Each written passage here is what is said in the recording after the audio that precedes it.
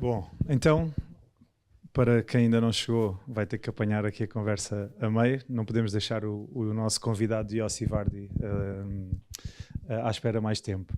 Quero começar por me apresentar. O meu nome é Bruno Mota, sou CEO da Devoteam e já agora bem-vindos ao nosso prédio. Nós estamos aqui em vários pisos, mas hoje falo-vos na qualidade de presidente da secção de empreendedorismo da APDC. Nesta secção, esta secção no passado já fez alguns eventos, mas tem estado nos últimos tempos, desde a pandemia, um pouco mais parada, e agora o objetivo é que este seja o primeiro de vários eventos futuros, onde o objetivo, na verdade, é aproximar as startups às empresas e, ao mesmo tempo, aproximar as pessoas com menos experiência às pessoas com mais experiência e trazer desta troca de ideias algo que contribua para o nosso país e que, enfim, que ajude à competitividade, que é um dos problemas que temos para resolver por cá. Hoje vamos ter 3 ilustres convidados, para além da Mariana, que fará depois aqui a moderação do debate com o Alexandre Poço e com o Miguel Costa Matos, presidente da JSD e da JS. Mas vamos começar pelo nosso ilustre convidado Yossi Vardi. Deixa-me apresentar. O Yossi, Yossi, can you hear us? Yeah, I hear you very well. All right. Let me introduce you in Portuguese and then we speak a bit, okay? Okay.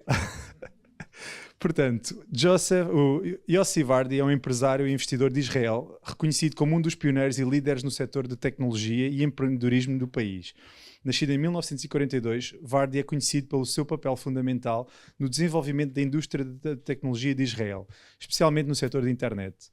O Yossi cofundou e atuou como presidente da Mirabilis, a empresa responsável pela criação do serviço de mensagens instantâneas ICQ, primórdio do WhatsApp. Quem é que ainda se lembra do ICQ? Ok, pronto. 3 pessoas.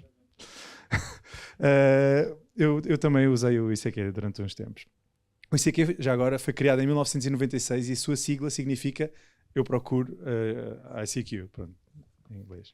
Além do seu envolvimento com a Mirabilis, Yossi também participou na criação e desenvolvimento de várias outras empresas de tecnologia e startups em Israel. Tem sido um investidor ativo e conselheiro de numerosas startups com foco nas áreas de internet, software, mídia e telecomunicações. É também conhecido pelo seu papel na promoção do espírito empreendedor em Israel, tendo participado ativamente na criação de programas e iniciativas para incentivar o empreendedorismo jovem. A mim, o Yossi foi-me apresentado como o pai da tecnologia de Israel, por isso. Yossi, first of all, thank you for being with us today. Sure. We are very curious to hear you and to know a bit and deeply what brought Israel to be the technology nation that all of us recognize. And we are eager to listen to you. Maybe I will make the challenge to everyone here. If there's any questions, since you can hear as well, maybe we can interrupt you and make this more interactive. Okay? Sure, by all means. All right. So I give you the word, please. Thank you. We are very curious to hear, to know more about Israel. Okay, thank you very much for inviting me to speak at your meeting.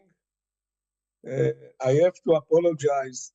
I just found this morning that I have COVID. Don't worry, because it doesn't pass yet through the internet. So nevertheless, I hope you get well soon. You know, Israel is excelling in having very active, very high-tech community. And we are being asked all the time by visitors from abroad why we have this phenomenon, why Israel became a hotbed for entrepreneurship, and can it be adapted to other countries? And I will try to focus my talk about these 2 aspects. In Israel, we have visitors all the time. I call it tech safari, from governments, cities, big companies, academia, many people coming all the time to try to understand the phenomena. As you probably know, per capita, we have the largest number of startups in the world. We are about 10 million people, and we have a startup community of about 8,000. We are, I think, per capita, we have the biggest number of unicorns. We have close to 200 unicorns, which have been developed in Israel in the last 3 years. Now, different people are suggesting different reasons for this development. Usually, among the explanation to this phenomena, you will hear people saying the level of education, the level of academic technology institute like the Technion, the government policy of helping the industry through many, many mechanisms in export, in finance, etc., the high level of literacy. All of these things are being offered as explanation to this phenomena. And all of them are true, but you have these virtues also in other countries, and still you don't see this madness that every kid wake up in the morning and with the urge to go and risk everything he have or he doesn't have and create a startup. I would like to suggest that in addition to the components which I mentioned, which are needed in order to develop high-tech community, there is two other things that you have to take into consideration. One is a cultural phenomena, and the second one is the heritage of the people. These two things are going together. You see, the young kid is being bombarded between the age of 0 when he's being born and the age of 18 with a lot of messages from his parents. There is a program in the TV, they will make a comment. There is a piece of news, they will make a comment. They are going to a show or to the theater, they will react on it. And in Israel, one of the major things that is being advocated to the young kids by his parents, his friends, his teacher, that he has to invest in studying, he has to learn, and he has to dare to take a risk in order to succeed. This is something which kids are sucking with their mother milk. They know that they have to venture and to try in order to succeed. This is part of the way the Israeli kids are being raised. So you have a very strong motivation among the young people, and this is one of the main reasons for the success of the Israeli high-tech. The other things which I would like to mention, Israel is a small country, you know, we are 10 million people. We are surrounded by many countries which are not like us in particular, and we have a very strong feeling of a joint destiny. We feel, the Israeli feel that they are depending on each other. So there is a kind of a national spirit of working together, spirit of alliance that all of us have to participate in the effort and make the country successful. This is not only in high-tech, it's also in many other things, but you see it in high-tech very clearly. Companies in Israel, startups will help other startups even if they compete with them. Even if they are competing, you need the help. Your friends will usually help you, or the other people, even if they are competing with you, unless there is some very personal bad relationship, everybody is helping everybody. The big companies, Amazon and Facebook and IBM and Microsoft, all of them have big space that they are availing to the startup community to run their events. They are in Tel Aviv, always a lot of events where experienced people are mentoring and teaching the young people things like meetups and hackathon. They are being happening all the time. And for every vertical, there is a group of people which are members of this vertical, will it be fintech or cyber or whatever. These groups may consist some 20,000 people, big groups, which I don't see in other countries. And in these groups, people are coming and teaching how to develop, what's going on, etc., etc. So the ecosystem is very important, and the ecosystem is being carried by voluntary efforts. I personally do maybe 20 different events around the world and in Israel, and I invite the people from the industry to attend them, because this is the way how they collect knowledge and how they meet people, etc., etc. So you see that there is a national effort which comprises a spectrum of many things, from educating the individual and motivating the individual up to providing from experienced people assistance to the industry. And this is something which is quite unique, and you don't see it in this level in other countries. And it's also hard to replicate it, because you cannot replicate culture. You know, culture is given to a certain group of people in certain place. So you can try and create tools by the government or by organizations to do these things.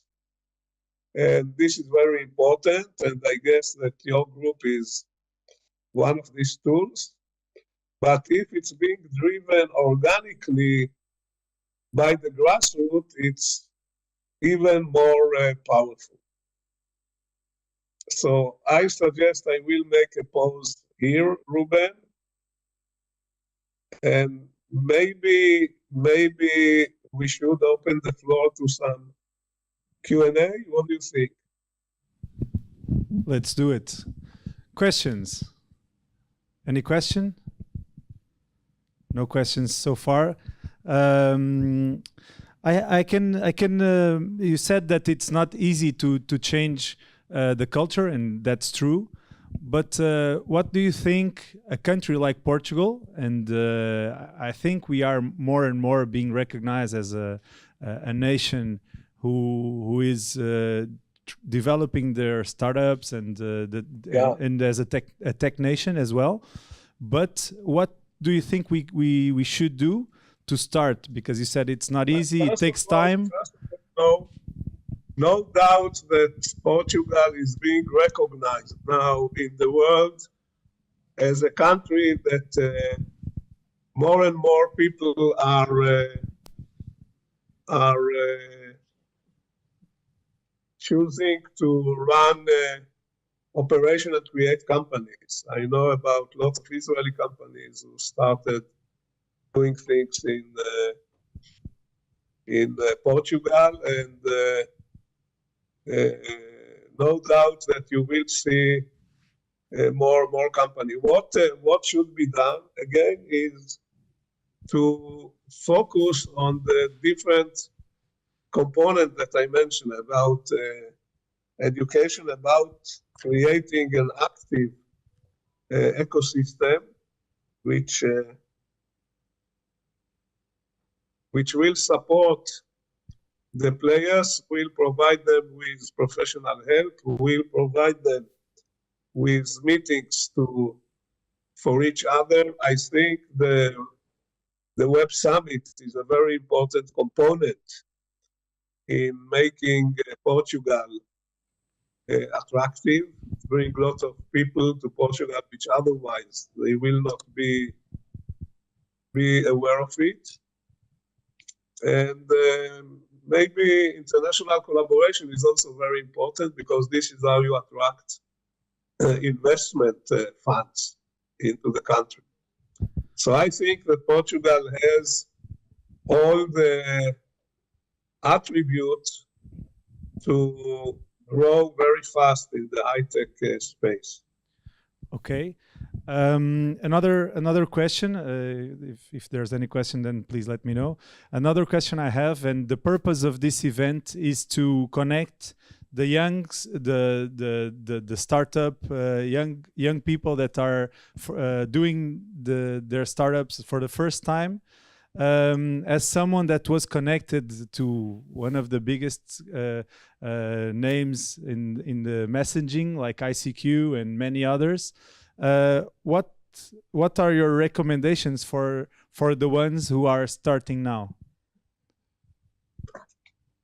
Yeah, I am asked time and again how I select where to invest. And after my first company I created, my first startup I created in 1969, which is, I don't know, 54 years ago. And I'm asked all the time how you select where to invest. And what I learned through many years of doing investment in high tech, I invested in over 100 companies in the high tech and over close to 90 in the internet. And what I learned through the years, that ideas have a value, but a company will succeed or fail not based on the idea, but based on the execution. The most important thing is the execution. And for execution, for a good execution, you need to have a leadership team, which consists, let's say, of 3 people: head of business, head of product, and head of technology, which know how to work together, which are strongly motivated, they have passion, and they know how to motivate other people. So my answer to your question is, what you have to do, you have to focus on the gifted people, on the talented people, to identify them and to give them a chance. The ideas can be anything. After we released ICQ in November 96, we follow how many people tried to compete with this product. There were over 1,000. 1,000. So all of them took the same idea, but maybe 5 or 6 succeeded. Because the critical point is the quality of the people. And here, by the way, in Israel, the role of the army, the service in the army is coming, because in the technology units of the army, people have the chance to meet friends and to decide whom of the friends they are willing or interested to work together after they finish the service. So during the service, they really can see how good are the people. Another question, so we can be here all day. Another question. I hear many times that in Portugal, the seeking for investors, it's not that easy. I don't know how it is in Israel, but for sure in Portugal, it's not even close to countries like US or even in Europe, countries like UK. And of course that doesn't allow our companies to grow faster because the investment they get is not as big as they need. Yeah. Okay. Yeah. What First, should they do? I'm sorry. What do you recommend that? How do we seek that investment? The raising of capital was until the end of last year very good. Right now, it's a tough situation around the world because of the burst of bubble.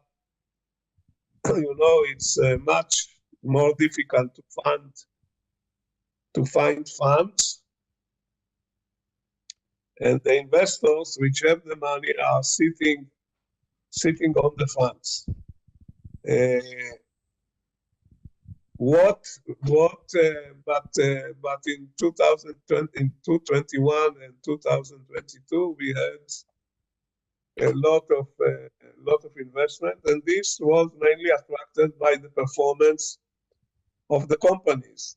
As more companies will do exits in time, more people will be interested to invest in Portugal. You have to make sure that the world knows about your exit, that you are doing PR, that you are presenting them as a role model. And the more exit you do, the more people will come to invest, but it takes a lot of effort. Also, the government can help. In Israel, in 92, which is 30 years ago, we created a fund which co-invested with VCs from abroad. The fund said if you are VC from abroad and you do a joint venture with an Israeli investor, we will invest half of the money and we will give you an option to buy our part if the investment is successful. The government put $150 million in it, and after 10 years, it's created 40 VCs, and the government got all the money back. So it didn't cost the government a penny. So this kind of initiatives are very important. Okay. Another question. We have normally people that. Okay, I have a question for someone else, so maybe I can. Then I'll come back. Don't worry. Hi there. My question is around culture. You were talking about culture, and culture is even more challenging these days for companies to work with and on, and especially in IT. You're talking about leadership, but that's just one of the many challenges ahead. So could you share some good practices of what we can do in terms of culture here in Portugal?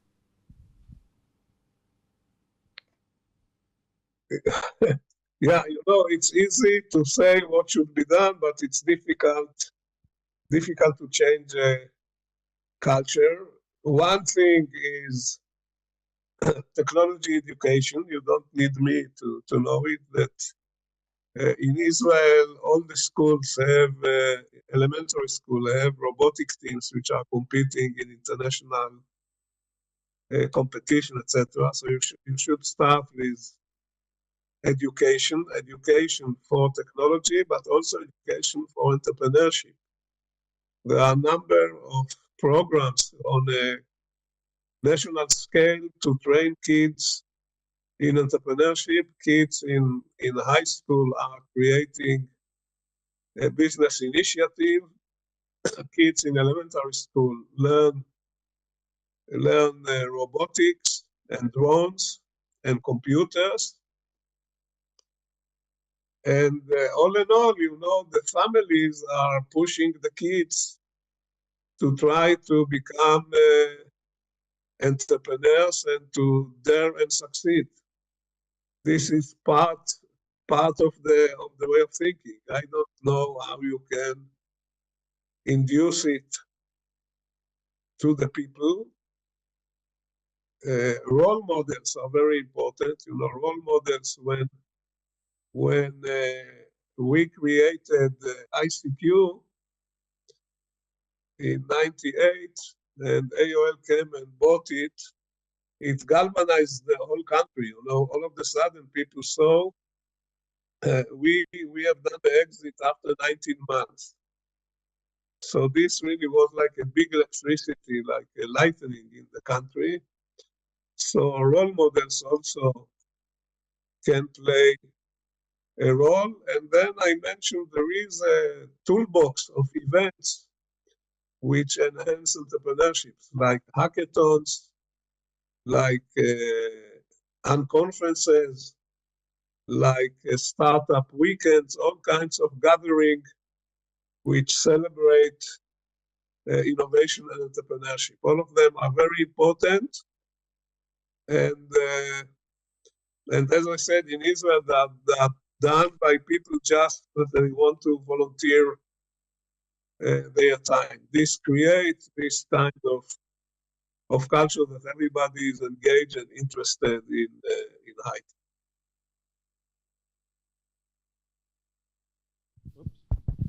I was making the other question. You mentioned role models, and all of us, we are all the time seeking for inspiration and for someone who inspires us. If you can say one name, who would you choose? Who was your inspiration all this time? My inspiration came from Israeli heroes which were before me. I don't know who are the people which inspire the Portuguese. If you have done any big ventures or big successes, they are the people which should inspire the rest. You have to identify them, to interview them, to expose them, to make stories on the TV about them. And this way you are celebrating entrepreneurship, and you create a role model for young people that they have somebody to dream upon. Unfortunately, I think I told Ruben that I was diagnosed this morning with corona, and I need to end my talk. But I would like again to thank you that you invited me, and I hope to continue to be in touch with you. For sure. We will invite you again in the future, so that that you keep sending your inspiration. Any other questions? You have a question? Okay, just so you need to interrupt, or there is space for one more? Okay, go ahead. A very quick one. My perception from the old world, I'm not from the technology world, so I'm from the old sectors. And my perception is that your exponential growth in the technology environment is so big and so exponential that we still work in the old technology, for me, the gap is getting bigger and bigger. So curiously, the world is in a very fast pace of technology, but it seems to me as well that at the same time, almost as a paradox, the rest of the society is getting a hard task to bridge this gap between what's available and what we can in fact use in our company. So if you could give one good advice to a CEO to foster and accelerate this, what would be the advice? This is a very important point what you raised, because one of the negative prices you pay for success in high tech, that it separates the society to two groups: those who are digitally have and those who are digitally have not. And the digitally have can get high-paying jobs, can invest in technology, can do exit, and the rest of the society is kind of isolated. And the only way to deal with it is that the people in the high tech will understand that this is not a sustainable situation and will help the people which are not digitally versed to close the gap. I want to mention that today traditional industries can use and should use and must use technology for e-commerce, for advertising, to have a website, etc. So there is a room how to bring these industries together a little bit, but this you have to be aware of it and you have to work on it. If you are not working on it, one day you are going to pay very, very high price for it. Thank you, Yossi. Thank you so much. Thank you very much for your patience. We thank you, and we'll keep in touch. And great. And I hope you get better soon. Yeah, apologize that I'm not in my best. I have fever. Thank you so much. I'm running to the bed. Thank you, Yossi. Bye bye. Thank you. Bye bye.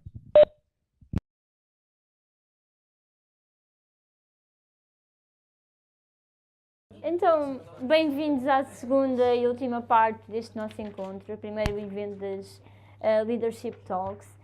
De facto, o nosso tema hoje, o que nos traz aqui, é também o empreendedorismo digital. Estamos na Semana do Empreendedorismo de Lisboa, como agora se diz, Unicorn Lisbon Week. Connosco temos o Miguel Costa Matos, secretário-geral da JS, Alexandre Poço, presidente da JSD, e é com eles que queremos falar ao longo dos próximos minutos sobre esta visão do Portugal digital. Bem, eu vou começar pelo Alexandre, meramente por uma questão, e não política, mas da alfabética. Vocês ambos lideram aqui duas associações de jovens, ou juventudes partidárias das duas maiores forças políticas do país. Como é que, neste contexto de digitalização, de também a tecnologia a mudar as formas de empregabilidade dos jovens, que oportunidades têm as juventudes hoje em dia? Bem, então, boa tarde, obrigado pelo convite, é um gosto estar aqui com todos vós. Permitam que faça só aqui um cumprimento especial ao Duarte Marques, que há mais de 10 anos teve estas responsabilidades também de ser presidente da JSD e, portanto, também dar-lhe aqui uma saudação especial já. Diz? E, portanto, tentando ser sintético, assim, dá algumas oportunidades. Infelizmente, como nós sabemos, o nosso país é um país de baixos salários, mesmo para jovens qualificados. Claro que também sabemos que quanto mais estudarmos, a progressão salarial também é maior. Todos os indicadores demonstram isso. E uma oportunidade que tem vindo a ser cada vez mais explorada por muitos jovens é uma imigração sem sair do país, ou seja, é serem expatriados no seu próprio país. Nós sabemos que nos últimos, vamos cá ver, talvez os últimos 15, 20 anos, o país teve várias ondas de digitalização, mas também podemos constatar, eu penso que todos, até pela nossa convivência pessoal, profissional, mesmo no meio político também, até porque eu já tinha saído da minha atividade profissional quando a pandemia começou, que a digitalização talvez tenha, a pandemia fez mais pela digitalização do que 20 simplexes, não é? Mas há algo que eu penso que se intensificou bastante com a questão da pandemia, eu próprio, muitos de vós provavelmente também conhecerão esta realidade, de terem hoje a possibilidade de os jovens portugueses qualificados conseguirem, por exemplo, face aos jovens portugueses que não estão nesta situação, tendo um contrato de trabalho em situação remota com uma empresa no exterior, estar em Portugal a conseguir ter um salário acima daquela que é a média que um jovem português consegue oferir quando sai, por exemplo, de uma licenciatura ou de um mestrado. Essa é uma potencialidade, o que também, de certa forma, pode também trazer um risco. Eu ontem reunia, por exemplo, com uma tecnológica no Parlamento que me dizia que está a investir em Portugal, que vai continuar a investir, e a minha primeira pergunta que eu fiz era se esse tal investimento não era para um escritório de back-office. E eu penso, daquilo que é a minha abordagem, daquilo que é, não é abordagem, mas daquilo que é um certo conhecimento empírico, é que em algumas áreas nós provavelmente ainda estamos a ser percepcionados, nomeadamente para investimento direto estrangeiro nestas áreas, como um ótimo país para escritórios de back-office. Claro que nós naturalmente preferimos não ser só esse país.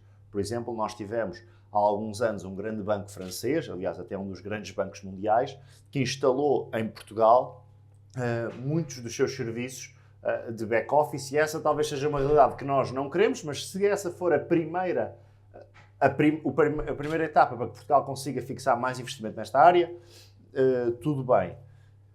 Eu entendo também que há hoje um desafio crescente, que é à medida que nós vamos, por exemplo, no caso dos jovens, tendo esta oportunidade dos salários pagos, portanto, viver em Portugal como sendo um expatriado, e também de conseguir ter mais oportunidades de investimento direto estrangeiro no nosso país dessa área, há também uma oportunidade de nós formarmos já as pessoas em toda a questão digital.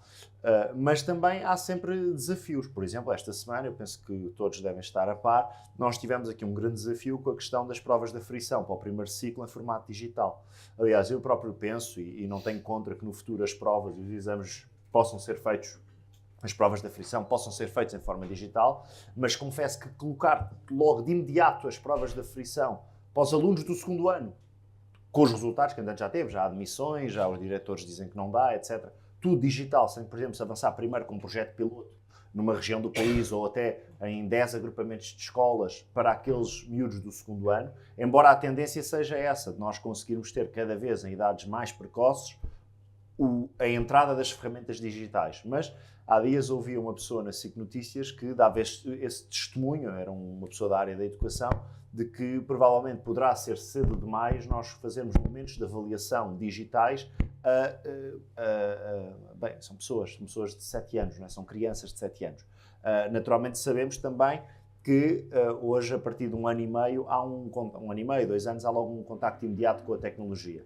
Mas daquilo que importa, daquilo que eu penso que deve ser o nosso foco enquanto país, é que a economia digital permita que o país tenha aqui uma área em que não é, como em quase todas as outras áreas, um país pobre.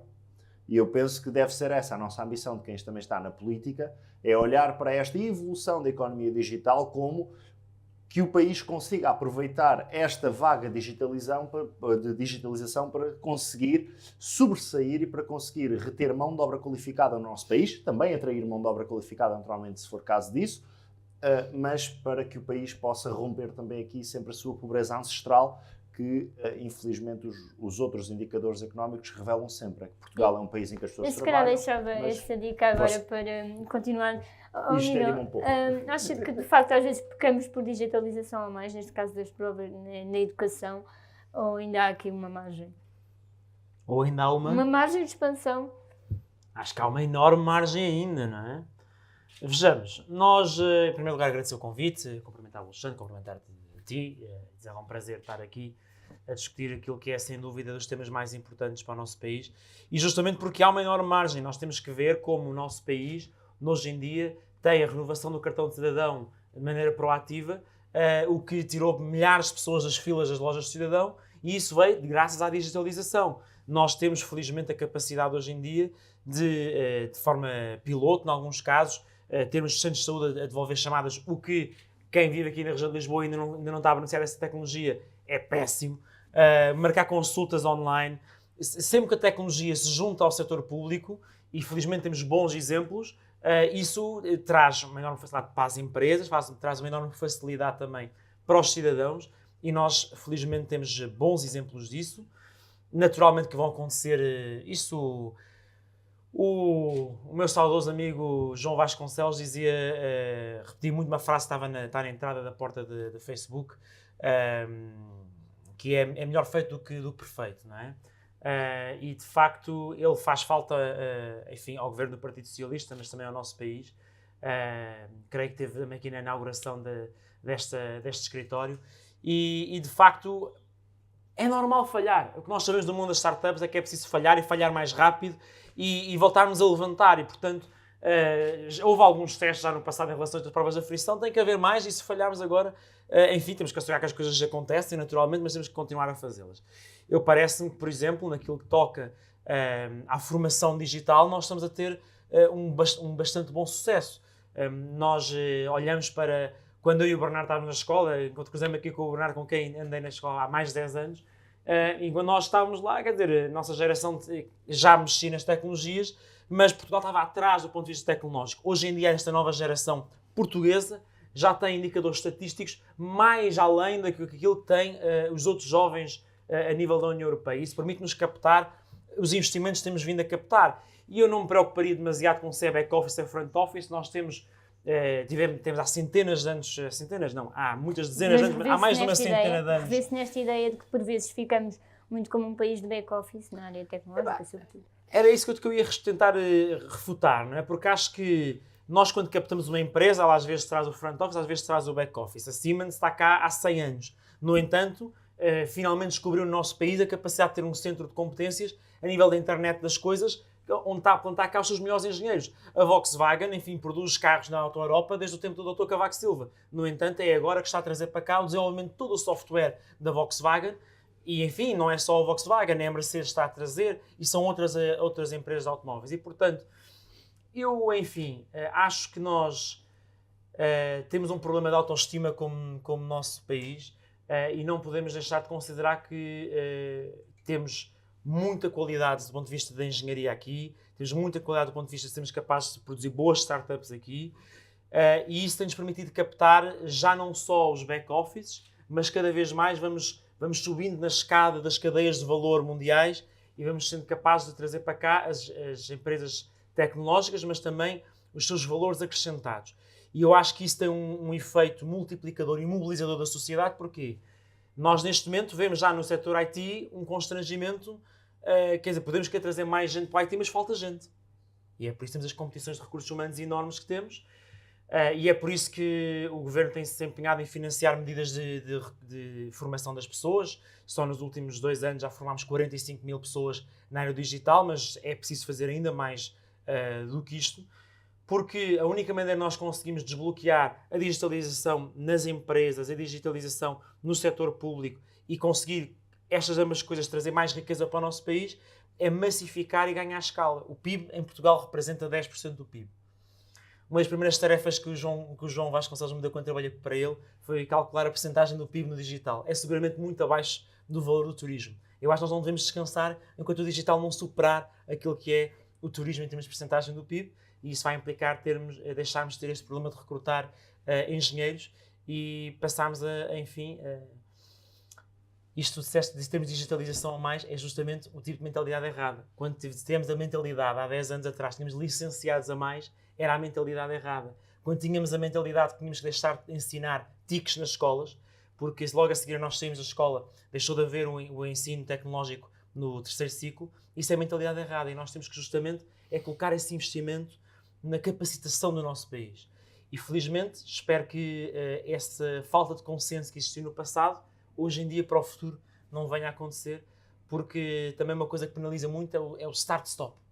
É nós não termos um caminho consistente para traçar o nosso país na rota do digital. Eu deixo só aqui uma nota de que nós estamos abertos a Q&A, temos um espaço de perguntas no final, portanto fiquem atentos a alguma nota que queiram tirar para no fim.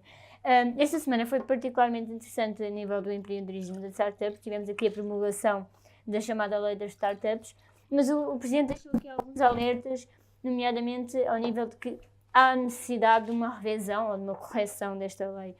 Como é que Portugal erra, na visão do Belém, na primeira lei de startups? Alexandre, isso concorda com as críticas ou os alertas lançados pelo Belém? Sim, assim, são na nota de promulgação nós verificamos lá que esses alertas evidenciam que algo que quando estamos a fazer legislação em algumas áreas pela primeira vez, que o legislador pode naturalmente cometer erros. Eu penso que também não é... Ou seja, eu li essa nota até porque tinha de ler algumas coisas para me preparar para este debate e, portanto, quando li essa nota também não fiquei alarmadíssimo, até porque a própria a própria lei teve um consenso alargado na Assembleia da República.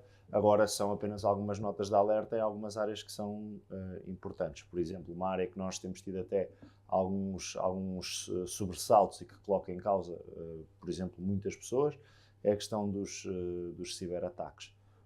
E nós sabemos que até o próprio regulador, não é? O Conselho Nacional de Cibersegurança, tem vindo a fazer aqui um esforço significativo, quer de regulação, mas também de formação. E eu acredito que, provavelmente, se nós pensarmos daqui a 5, ou depois daqui a 10, ou daqui a 10 anos, nós vamos ter a área de cibersegurança com recursos financeiros maiores do que aqueles que têm hoje, porque as necessidades vão também aumentar. Por outro lado, temos ainda toda a realidade associada ao desenvolvimento, que seja dos modelos de linguagem acessíveis aos utilizadores, seja também das ferramentas de inteligência artificial, que colocam também aqui alguns desafios no ecossistema digital. Eu próprio, que tenho utilizado agora o que está mais em voga, penso que qualquer pessoa, qualquer empresa, qualquer entidade, o que for, que utilize estes modelos, aquilo na prática é um modelo de linguagem, poderá também pensar de imediato em alguns riscos, em algumas realidades que nós temos de calcular, para que o desenvolvimento digital depois não levante outro tipo de problemas, seja de segurança, privacidade e até mesmo de proteção de dados, ataques potenciais de outras potências, ataques cibernéticos. Por exemplo, nós sabemos que quando a guerra da Rússia começou, houve de imediato um esforço muito grande da diplomacia americana de garantir que as tecnológicas conseguiam retirar tudo o que fosse infraestrutura tecnológica da Ucrânia e de conseguir deslocalizar os servidores da Ucrânia para outras áreas do globo, de forma a que os ataques que os hackers russos fazem, que são ataques, embora não tenha informação nessa área, daquilo que andei a ler, são ataques quase como se nós conseguíssemos pensar num ataque de rockets para tentar destruir as bases de segurança. E hoje há estas realidades. Por exemplo, neste momento estamos a ver uma guerra que tem este plano, não é o plano que nós vemos nos breaking news dos serviços noticiosos, mas há todo um tipo de preocupações que nós, embora estejamos em Portugal num ambiente de paz, sabemos que noutras áreas, as áreas de privacidade, mas também de segurança cibernética, se colocam. E, portanto, eu penso que estamos a navegar em algumas áreas em terreno novo, e sempre com a precaução de garantir que mantemos as regras basilares do Estado de Direito e os direitos, liberdades e garantias das pessoas e também das empresas. E eu penso que esse tipo de preocupações devem ser sempre acauteladas, seja para a vertente económica, de rentabilidade. Uma empresa tem de ser lucrativa, tem de gerar rendimento para os seus acionistas, tem de gerar valor social, tem de gerar rendimentos para os seus trabalhadores, mas também tem de se conseguir garantir no ecossistema digital a segurança. Ora, naturalmente que esta é uma conversa mais fácil para quem é engenheiro ou programador ou trabalha nestas áreas, tendo em conta esse perfil técnico, mas quem está a legislar deve ter esse aconselhamento técnico para garantir que a produção de legislação que faz na área digital tem o máximo de freios e de controlos possíveis para que livremente as atividades possam desenvolver, mas salvaguardando estes valores. Eu penso que há essa preocupação na regulação atual. Miguel, pergunto, pegando nesta ideia, se concorda que há preocupação por parte do regulador com estas questões, e retomando também a questão da lei das startups, o que é que destaca deste diploma para os empreendedores, que também é para eles que falamos hoje? O CIFID, eu só dar aqui uma nota, o CIFID precisava de ser potenciar ainda mais estas áreas e não alimentar apenas uma área de negócio que são as private equities que usam muito bem o CIFID, mas depois verificamos que poderia depois chegar à vida real. Eu poderia desenvolver um pouco mais disto, mas só deixar aqui uma nota que o CIFID acaba por ser muito lucrativo para quem gera private equities. E fico-me por aqui. Yeah. Sim, em relação à questão da regulação e da inteligência artificial, nós, felizmente, temos no nosso país um conceito que é a Zona Livre Tecnológica, que é um conceito que outros países também já têm vindo a adotar. É um conceito que demorou bastante tempo a entrar em prática. Eu lembro-me, isto parece um disco riscado, mas nós, quando lançámos o Indústria 4.0 em 2017, a Zona Livre Tecnológica já lá estava. E depois houve umas coisas iniciais que se começou a desenhar na área da condução autónoma. Agora, a primeira zona livre tecnológica, do ponto de vista do seu enquadramento legal, está justamente em Matosinhos, tem a ver com as indústrias na área da marinha, na área da defesa, e acho que é uma área interessante, mas espero que se aplique a outras áreas. Também temos as testbeds, das quais já temos 30, e isto, enfim, tirando aqui o jargão, o que é que isto significa na prática? Nós sabemos que algumas tecnologias, para nós podermos ter um mais rápido desenvolvimento, temos que dar uma mínima base regulatória que dê segurança, confiança aos agentes que estão no mercado, para eles poderem explorar.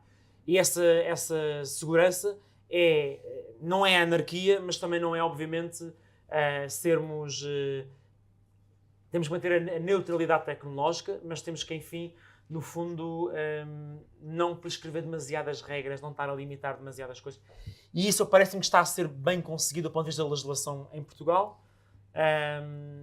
Vamos ver como é que agora o AI corre. Sinceramente, parece-me que o foco não estará no regulador nacional. Eu defendo que devia haver um regulador para todas as coisas digitais em Portugal, porque manifestamente a Anacom não está a conseguir estar ao corrente das coisas, e a Autoridade da Concorrência também não consegue adequadamente regulamentar o setor digital do ponto de vista da concorrência, que também, do ponto de vista da inovação, seria benéfica. Enfim, poderíamos falar de outras áreas de negócio, porque a tecnologia é uma all-purpose technology, vai para todo lado. Haver um supervisor para todas as áreas que não as telecom, por exemplo, blockchain, tudo o que seria digital, poder ter alguém que realmente perceba do assunto, a tratar de dar suficiente confiança tecnológica para poder deixar os inovadores fazerem o seu trabalho com confiança, com segurança, e potenciar o ecossistema, porque o ecossistema precisa dessa estabilidade. Em relação à lei das startups, a lei das startups surge, enfim, por duas necessidades. A primeira, para nós assegurarmos que não há financiamento que ia, era suposto ir para startups, mas ia para coisas que não eram startups, dar consistência e estabilidade àquilo que é o financiamento para startups. Nós sabemos que o nosso país tem muitas centenas de milhões de euros de co-investimento público com startups. Isso é, na verdade, parte do segredo pelo qual nós temos em Portugal, penso que são 5 ou 6 unicórnios neste momento. Depende do conceito português, mas supostamente 7. 7? Pronto. Com ADN português, como se diz. Com ADN português 7, não é? Quando olhamos para outros países, por exemplo, aqui ao lado de Espanha, tem menos do que nós, e isso deve-se ao facto do nosso país ter investido, e bem, numa lógica de co-investimento. Investimento público, sim, é indispensável, mas assegurarmos que o privado também está lá, até porque o privado ajuda a fazer a intermediação financeira, ou seja, ajuda a evitar que o Estado escolha perdedores, que é um problema que nós vemos nos Estados Unidos, que tem muito menos uma lógica de co-investimento. Eles escolhem muito mais perdedores do que nós em Portugal temos escolhido. E eu acho que isso é um facto muito positivo da nossa política de startups, mas estava a começar a haver alguns indícios de que esta bazuca financeira do ponto de vista do mercado de capital de risco podia estar a cair para outros lados. E, portanto, nós definimos o que é a definição legal de uma startup, o que são os instrumentos financeiros. Eu penso que foi positivo. Naturalmente, houve 3 coisas que geram controvérsia. A primeira é o CIFID, que é um dos motivos pelo qual nós fizemos a lei. Estava a haver uma dupla subsidiação dos fundos de capital de risco, que estavam a receber um subsídio para fazerem ID e para fazerem capital de risco, e isto não devia acontecer. E, portanto, nós acabámos com a dupla subsidiação. Há quem diga que era melhor feito de outra maneira. Enfim, há sempre maneiras diferentes. Os juristas, 2 juristas, 3 opiniões diferentes, e, portanto, acho que agora vamos ter que testar se esta nova maneira é melhor ou pior. Agora, eu diria que, eu não sei se concordam, que o CIFID podia ser melhor, porque eu acho que o CIFID é, sem dúvida, o benefício fiscal que teve mais adesão no nosso país nos últimos muitos anos. E isso é resultado de uma enorme adesão da parte da indústria e da parte do setor financeiro ao CIFID, e, portanto, com certeza, é sempre possível ter mais no CIFID. Mas, porventura, o problema que nós tivemos no nosso país foi que tivemos demasiada gente a aderir ao CIFID e pouca gente a realmente escrutinar o que era feito com o dinheiro do CIFID. E se nós estamos a colocar dinheiro público atrás desses investimentos do CIFID, então tínhamos de ter gente a fiscalizar se aquilo era ou não eram investimentos worthwhile. Os outros 2 pontos têm a ver com o exit tax e as ESOPs, no fundo a participação dos trabalhadores no capital das empresas. As ESOPs já estavam na segunda geração do Startup Portugal, que nós lançámos, já não me recordo se em 2019 ou se em 2020, através do KEEP. Aqui a controvérsia foi se deveríamos incluir os diretores das empresas no incentivo fiscal à participação no capital. A nossa opção foi não incluir. Eu percebo que idealmente se incluiria, até porque é preciso manter os founders e os diretores que vêm, isso também é talento que é preciso manter. Ok, eu compreendo que a indústria pediria isso, agora eu também acho que compreendo, enquanto se trata de dinheiro público, que nós tínhamos algum receio de estar a meter o dinheiro público junto às pessoas que vão decidir ativamente essa participação de capital. E, portanto, eu acho que foi uma opção conservadora, com certeza, mas entre não ter esse apoio e passar a ter, a opção foi dar os apoios aos trabalhadores, não dar aos diretores. Acho que no futuro poderemos vir a rever essa opção se virmos que é muito penalizadora para o ecossistema. A última dimensão tem a ver justamente com o Exit Tax, e aqui aquilo que tu disseste agora sobre os unicórnios, disseste tudo, não é? Porque nós temos as startups, muitas vezes, quando chegam a uma fase de growth, vêm-se obrigadas a ir para Londres ou para São Francisco para procurar o capital.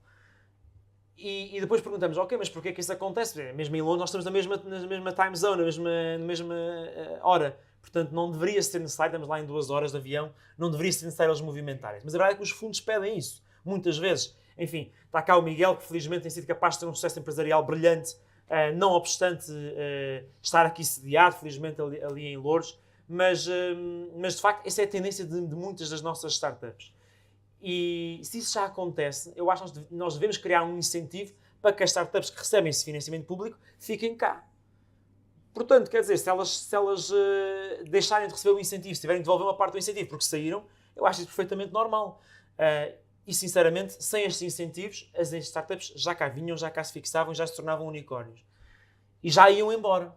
Se com este incentivo a não irem embora, porque terão que devolver o incentivo, se forem embora, se isso fizer com que elas, mais alguma, nem que seja uma, fique cá e não fique apenas da ADN português, como disseste, isso Já para vai mim valer a pena. é ouro sobre azul. E, portanto...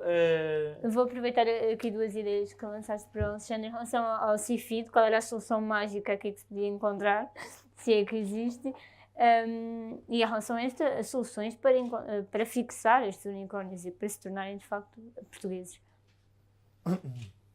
Bom, a segunda é muito complicada porque não é só um problema desta área, não é? A segunda é um problema que o nosso país não tem capital, não é? Muito do financiamento que existe às nossas empresas é pelo lado da alavancagem financeira junto a instituições financeiras. E, portanto, como o país não tem muito capital disponível, naturalmente para muitas áreas esta é uma grande dificuldade. Para o setor digital, mas se mudarmos de outros setores, eu quando antes de ser deputado era consultor na PwC e acompanhei vários setores de atividade em que este era sempre um drama real. Falta capital. Acho que quando às vezes nós ouvimos alguns discursos falar do grande capital em Portugal, eu às vezes não sei bem onde é que ele está, mas há algumas áreas que têm e conseguem atrair, mas na generalidade Portugal é um país em que mesmo os nossos capitalistas têm pouco capital. E portanto, ou seja, esta é uma dificuldade. Depois, quando estamos a falar destas áreas que necessitam, e por isso é que, como o Miguel dizia, acabam sempre por ter de ir para geografias onde esse acesso ao capital é mais facilitado do que num país que tem pouco capital. Face à primeira questão, a ideia do CFID é positiva. O conceito em si é positivo, penso que as pessoas concordam, ou seja, existir aqui um género de incentivos fiscais para as empresas que depois fazem um conjunto de investimentos em áreas de desenvolvimento tecnológico, científico. A ideia é positiva. O problema é depois quando nós verificamos que, na prática, nós podemos estar apenas a alimentar uma determinada indústria, que é a indústria do capital de risco e das private equities. Não tenho nada contra essa indústria, como não tenho nada contra qualquer uma indústria. Mas nós termos um sistema financeiro que, pela forma como está desenhado, acaba depois por ser muito interessante para conseguir ter management fees numa determinada área, devíamos pensar se efetivamente está a produzir os efeitos. Mas há espaço, sem dúvida, para melhorar. Nós fizemos algumas propostas de alteração, o PS não as acatou nesta última revisão do CFID. Mas na prática se há um incentivo fiscal, se o Estado abdica numa parte da receita, que depois existe uma tradução concreta. Ou seja, que não se artificialmente transforma esse incentivo fiscal numa forma de rendimento garantido para um setor de atividade. Essa é a principal preocupação e que no debate também, de certa forma, também passámos essa preocupação. Por outro lado, aqui a questão europeia é importante. Eu há uns tempos, há 2 ou 3 meses, fiz um artigo na Visão em que dizia que o título era Europa, precisamos de mais tecnocratas. E era tech porque preocupa-me bastante a posição da Europa neste mercado tecnológico. Se nós considerarmos 3 grandes dimensões de uma sociedade hoje no século XXI, nós conseguimos comparar muito bem com a China, com a Índia e com os Estados Unidos em 2 delas, mas estamos a ficar muito para trás na área tecnológica.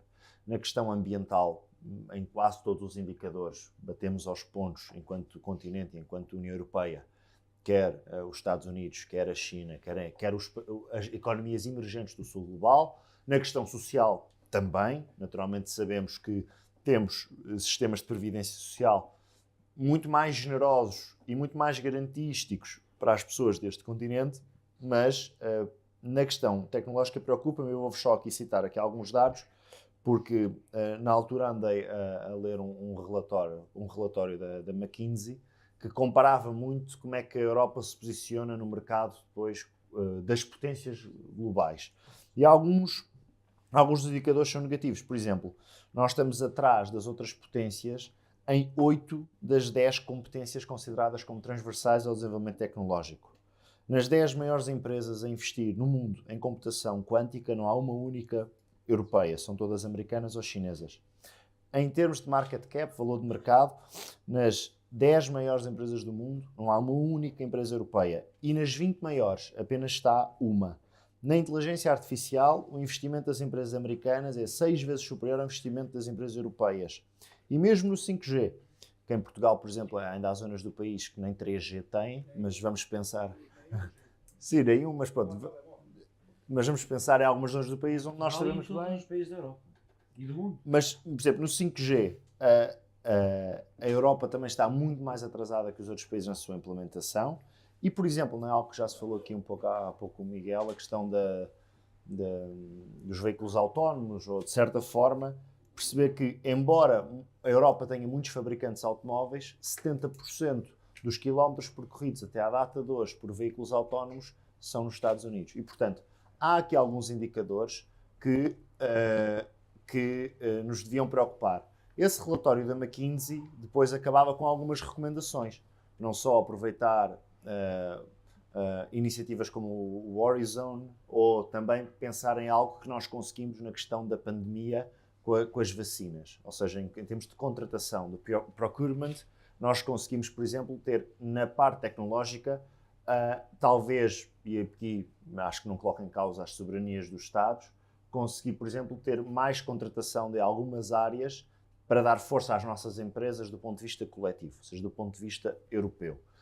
É um relatório que eu aconselho a todos, em que interessados nesta área, em que compara muito bem, e eu penso que nós, enquanto europeus, até porque há muitos destes temas, e em breve vamos ter aí o Digital Act Service, temos de nos preocupar de que possamos estar a ficar muito para trás face à China e face aos Estados Unidos e face a alguns países do sul global no desenvolvimento tecnológico. Isto naturalmente não se resolve à escala nacional, e também esse relatório da McKinsey no final aponta uma série de caminhos que a Europa como um todo devia destaquei aqui os considero Miguel e mais Alexandre, nós importantes. estamos também a chegar aqui ao fim do nosso tempo, não queremos atrasar-vos para os vossos jantares.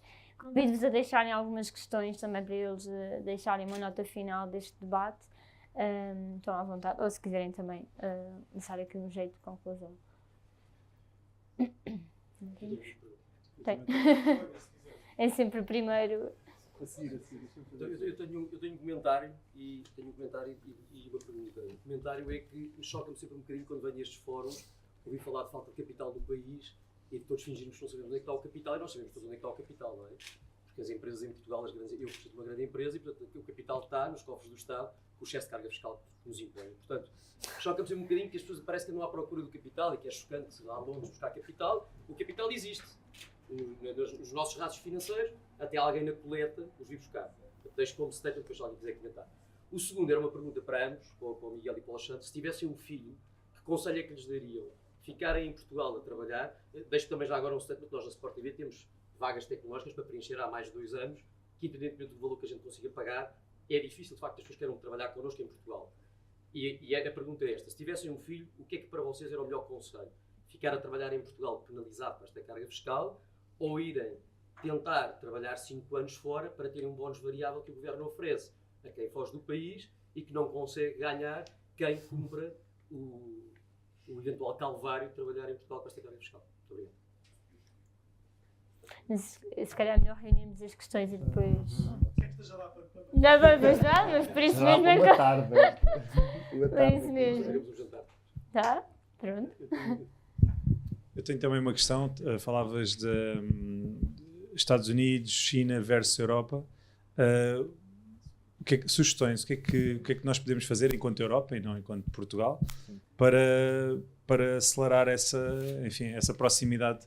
Porque a verdade é que, se olharmos para as 10 maiores empresas americanas, são quase todas tecnológicas, ou chinesas, eventualmente também a mesma coisa, e as europeias são as British Petroleum e umas quantas parecidas.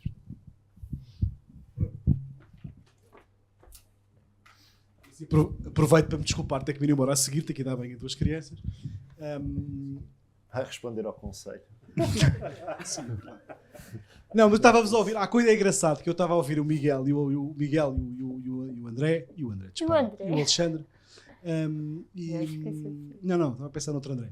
Estava a pensar nisto e ver que há coisas engraçadas, que há coisas que eu concordo muito com o Miguel e não concordava com o Alexandre, devia concordar mais com o Alexandre, mas a história das empresas tecnológicas ter um back-office cá, antes o back-office do que nada. Mas eu não disse que Mas discordo. pronto, ficou essa ideia, não de é dar a a ambição oportunidade que de nós mostrar. devemos ter. Nós queremos ter mais, mas se forem aqui por baixo é o BNP Paribas, está aqui por baixo. E criou muito emprego. Crédit Agricole. E criou emprego a muita gente. E gente aqui vai fazer outras coisas. Mas há outras coisas que eu discordo frontalmente da visão que o Miguel tem sobre o país. E, portanto, eu não quero falar sobre isso. Mas há uma coisa que vos une isso. Para mim é o meu objetivo final. Gostei muito da ideia do regulador. Acho que faz falta. Acho que faz muita falta. Nós falamos muito hoje, na altura da guerra, da soberania energética. E por acaso há dias apanhei à saída de um evento a senhora comissária búlgara das questões digitais, que agora vai para a primeira-ministra da Bulgária, e perguntei-lhe: estamos a falar sempre da soberania energética, da soberania disto e soberania dos dados. Os 3 maiores operadores de cloud no mundo não são europeus. Estou a falar da estrutura organizacional, não estou a falar de onde é que estão os dados. Mas a nossa soberania de dados, que é muito mais importante do que a energética, é uma coisa que está posta em causa. Eu falo em cima de uma empresa que só trabalha sobretudo muito em cloud. Portanto, amanhã o Bruno vai mandar a carta de rescisão. Mas é verdade, os dados são muito mais relevantes do que é talvez neste momento a energia, ou estará ao mesmo nível. E a Europa não faz nada para inverter isso. Portanto, se calhar os 10 primeiros fornecedores de cloud na Europa, no mundo, não há nenhum europeu. E isso era uma coisa que se calhar podia unir os 2 senhores que estão aí sentados e falarem sobre isto. A quem direito. Obrigado.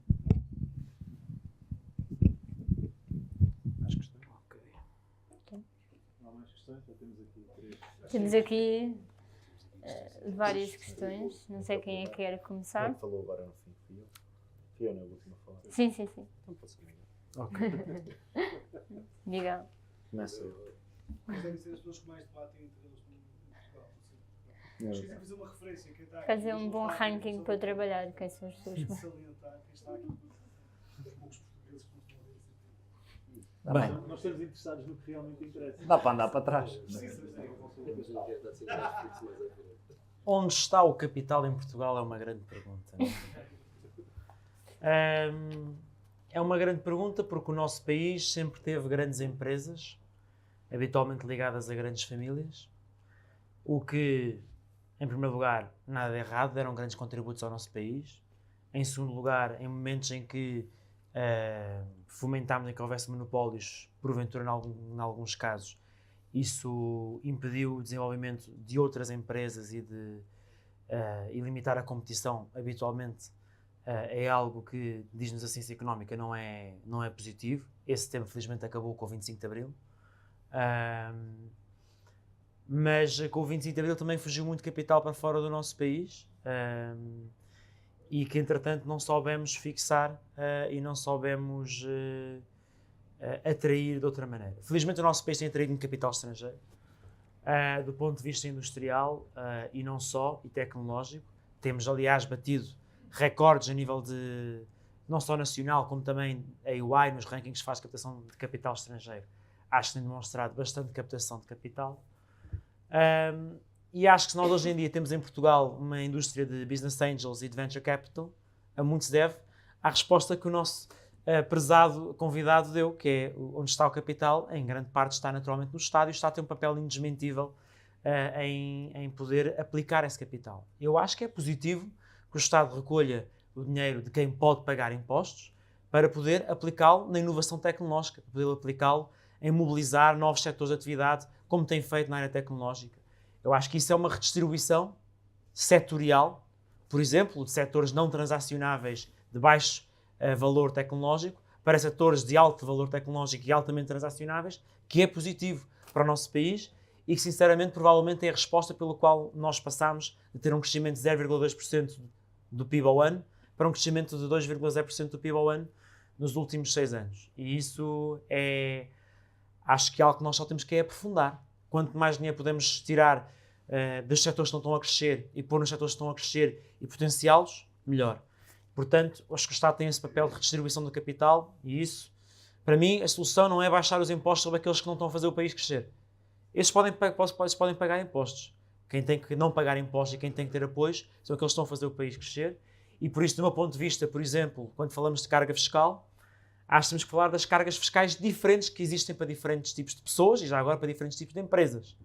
Nós vamos perceber aquilo que é o modelo da Comissão Europeia sobre impostos sobre rendimento das empresas efetivo e nós verificamos que eles, de facto, dizem aquilo que todos os partidos de direita dizem e que é manifestamente verdade, a taxa estatutária é uma taxa média a alta no contexto europeu. Se somarmos as derramas, até chega a ser uma taxa alta, embora as derramas só se apliquem às empresas com muitos milhões de euros de lucros. Mas se formos ver as taxas efetivas, depois de deduzirmos as várias deduções que existem para quem investe, para os CFIs desta vida, Portugal tem uma taxa de IRC abaixo da média da União Europeia e nos últimos 7 anos foi o terceiro país da União Europeia que mais desceu a taxa efetiva de IRC e isso aplica-se justamente às empresas que mais investem no setor tecnológico e que foi capaz de anular aquele que era um problema para o nosso mercado de capitais, que havia um grande benefício do ponto de vista fiscal para quem se financia através da dívida e um grande ónus para quem se financiava através do capital de risco. E essa diferença de tratamento fiscal está anulada, segundo dizem os consultores fiscais, não é só a Comissão Europeia, também a PwC, por exemplo, já vai confirmar esse dado. E acho que isso é um desenvolvimento positivo e que espero que seja capaz de unir os diferentes partidos e que, quando nós saímos do poder, de outros partidos continuarem esses pergaminhos de competitividade fiscal, sim, mas direcionada e não à Lagardère, também para os tipos que estão apenas a coçar a micose. Enfim, naturalmente que a carga fiscal sobre os rendimentos do trabalho é algo que acho que temos que conseguir tornar-nos mais competitivos. É um facto que Portugal tem uma carga fiscal sobre o trabalho elevada, mas também nós reduzimos a carga fiscal em 2018, em 2021, aliás, 2022, do ponto de vista daquilo que são as taxas de IRS. Felizmente os salários têm crescido e isso tem feito com que a percentagem do PIB isso tenha subido. Uma síntese para dizer que eu acho que a única solução para nós pagarmos menos impostos é pagarmos melhores salários.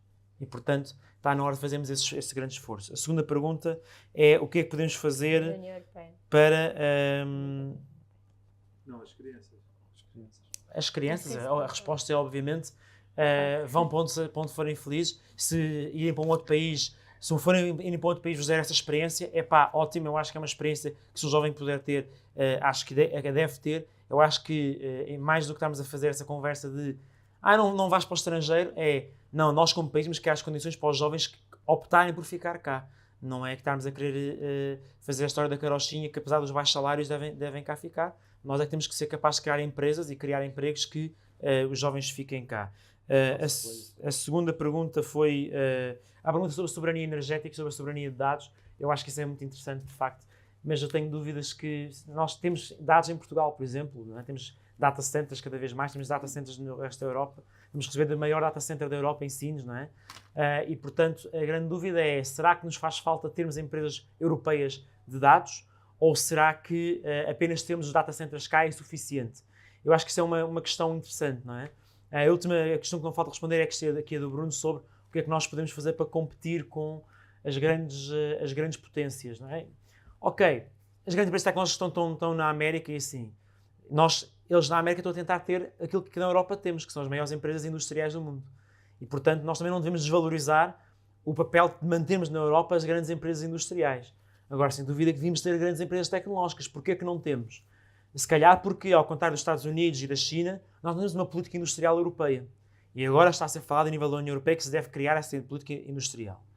Para mim, o grande debate que nós devemos ter é que política industrial.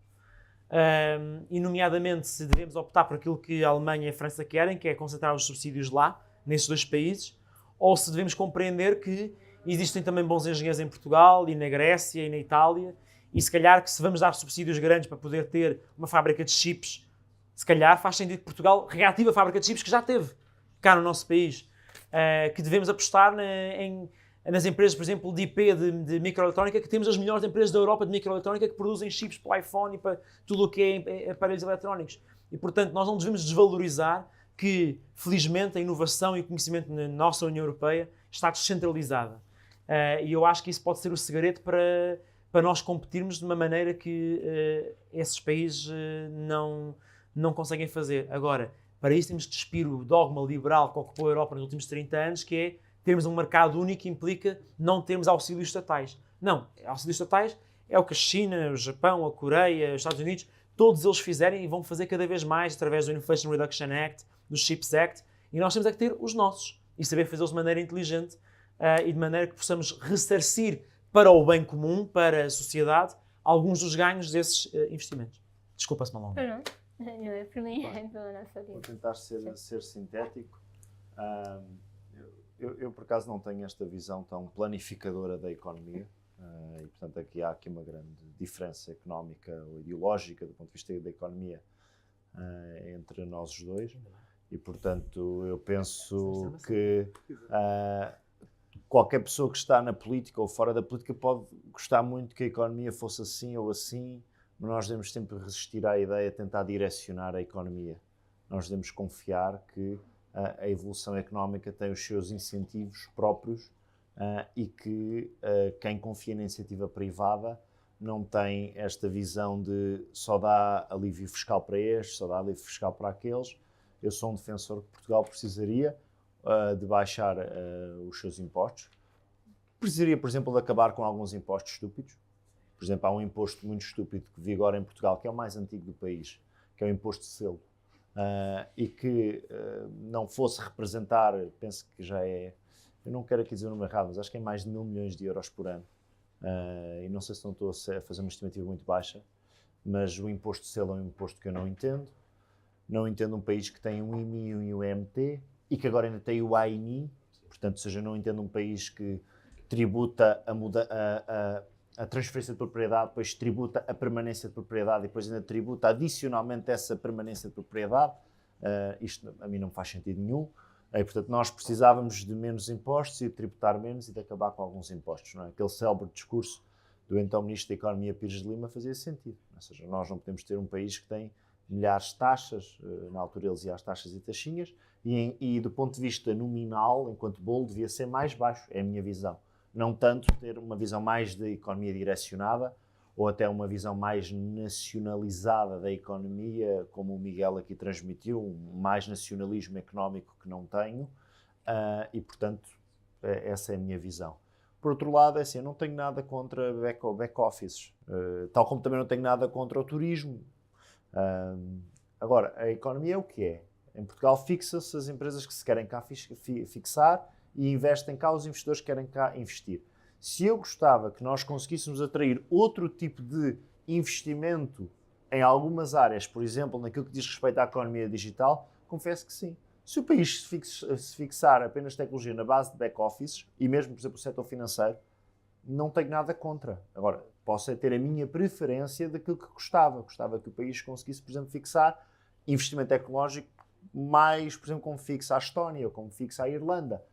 Estamos a fazer um caminho, se calhar, vai ser possível. Não tenho nada contra os back-offices. E, por exemplo, eu trabalhei numa empresa que desde que eu saí em 2019, portanto, em 4 anos, disparou a sua vertente tecnológica, tem quase hoje mais 1000 pessoas do que tinha há 4 anos, muito por causa dos serviços de consultoria tecnológica. E, portanto, isso também é positivo. Por outro lado, conselho, bem, ser do Sporting, para mim é importantíssimo. Depois, dava só 2 conselhos quando for pai, talvez daqui por 2 ou 3 anos assim o seja, que é o seguinte, que é estudar muito e ler literatura. E depois fazer o que quiser na vida, do ponto de vista pessoal. Ou seja, não dá para normativizar politicamente um filho, não é? De acordo com aquilo que é o nosso pensamento político. Gostei de ver que o Miguel Costa Matos fez aqui uma alocação que no passado os socialistas criticaram muito um primeiro-ministro quando fez uma alocação até parecida, não é? Sobre um então primeiro-ministro do país que fez uma alocação sobre a imigração, mas que na altura os socialistas e a esquerda criaram-lhe um anátema como se ele quisesse toda a gente a sair daqui. Mas é só aqui um pormenor. Agora, portanto, de conselhos dava-lhe isto: estudar, ser feliz e, do ponto de vista técnico, ler muito e ler, acima de tudo, literatura. Até antes de ler coisas técnicas, focar-se na literatura e nos romances. Aquilo que vos já há pouco falei sobre a questão da competitividade entre a Europa, a China, o Sul Global e os Estados Unidos, foca-se num estudo que andei a ler da McKinsey. A McKinsey, no final, colocava as suas fichas, ou dava como grandes recomendações, na questão dos processos de contratação, no procurement, ou seja, de olhar para aquilo que a Europa fez na pandemia e pensar que pode fazer, por exemplo, como fez na questão da dívida, na questão das vacinas, algo semelhante para as questões tecnológicas, para permitir que as nossas empresas conseguissem ter esse suporte europeu de financiamento europeu. Pronto, era essa a lição. E depois colocava também uma grande esperança nas futuras diretivas que vêm aí, nomeadamente a diretiva relacionada com os serviços digitais. Sobre a questão do Duarte Marques, eu entretanto já me perdi.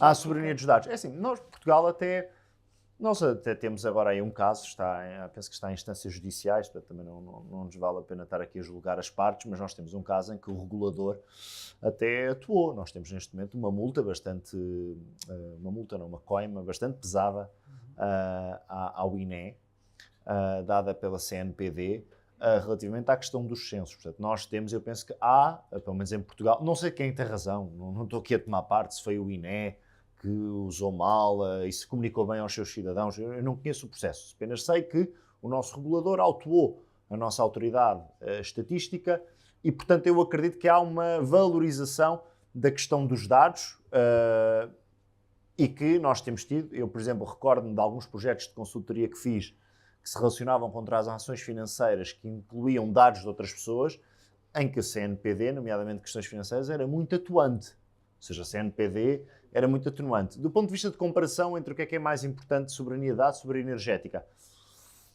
Bom, se nós pensarmos nas necessidades energéticas que tem a Polónia ou que tem a Alemanha no pico do inverno, é difícil dizer não, os dados são mais importantes.